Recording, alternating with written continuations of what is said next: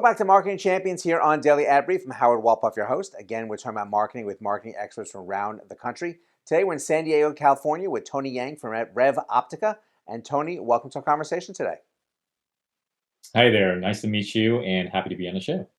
Well, we're glad to have you and excited to learn more about you. So why don't you share with us how you got started in the marketing industry? Well, I've been in the B2B marketing industry for about 16 years now. My first job was with IBM, and I was working on one of their new applications called Application Service Providers offerings, which is sort of the precursor to what we know as software as a service, SaaS, today. So you could say I've been in SaaS my entire career. And most recently, well, I guess in the last 14 years or so, I've been working in various different types of technology startups. So I've been on both ends of the spectrum in terms of the types of companies and company size. These days, I've been mostly focused on the startup ecosystem, as well as working on my own startup. Well, very exciting path that you've taken. It's always great to see how people have learned their way through into the industry. So talking about startups, why don't you share with us a little more about RevOptica and the things you're doing for your clients there? Yeah, absolutely. So RevOptica is a B2B buyer journey visualization and analytics platform. We're quite new to the market. So at this moment, as we speak, we're in the process of onboarding our first set of private beta users. But essentially, the problem that we help them solve for is to help understand the complexity of how typically a company buys from another company.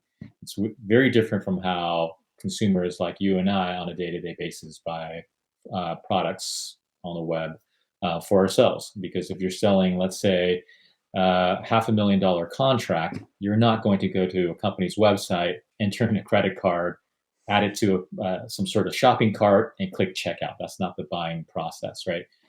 In general, how companies buy from each other is much more complex than that.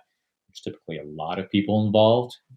There's usually a long sales process, lots of touch points over that period of time. And so trying to get a good and clear picture of how companies buy from you is not always very easy to understand. And so that's the problem that we help them solve for. I think a lot of people don't understand as well as how long that process really is, as you've described, because there are a lot of Mhm. times that you have to reach out and times hopefully that they're facilitating and reaching back. And any type of roadmap is very helpful to a company. And how is it that you are learning from these companies and their need for information into the development of this process for you and what you are visualizing within this journey for people? Yeah, yeah. I'll tell you. I'll give you an example. And so, several years ago, before I started this company, I was working for a technology software company selling to other businesses as well. And just to give you an idea, our average deal size in terms of an annual subscription was probably roughly around $150,000 a year. And so the CEO of that company approached me one day and said, "Hey, Tony, we're about to win a pretty large account that we've been trying to reach for a long time now. And the CEO wants to know how do we get that deal?" And so what I had to do was I went into the various systems of records that we had. CRM, we were using Salesforce's CRM product at the time. And we also had a marketing automation tool. At this particular company, I was using Marketo. And within these systems, we track, or the systems allow you to track different activities, different points of engagement that you have with your various clients and prospects, different people. And what I had to do was manually look into each of these records and created a visual, essentially a Google slide or a Microsoft PowerPoint presentation, where I graphed out some sort of timeline, and I showed all the different points of engagement that our company had with people at this particular company over a period of time. And it was all, a very manual process.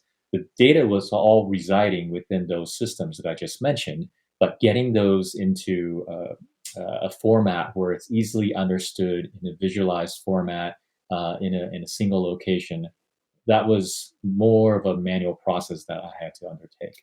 And this wasn't an isolated incident. I've had to do this on a number of different occasions. And so, from that experience, I figured, look, there's a market opportunity here to help marketers like myself be able to better understand how we acquired a customer or how we engage with them over time. And from that exercise, you can glean a lot of interesting insights about your particular customer, such as, hey, we typically would work with people with these types of roles at these types of companies. And over the span of the last 6 months, we've contacted them, 12 different times, four of them through email. A couple times they've responded to some of our advertising on LinkedIn or on Google. We met them at a trade show a couple months later and spoke with, one of their sales or SVPs, for example. And so being able to map all of that out is extremely insightful and useful for us in marketing as well as in sales to understand, okay, how do we best serve our next customer?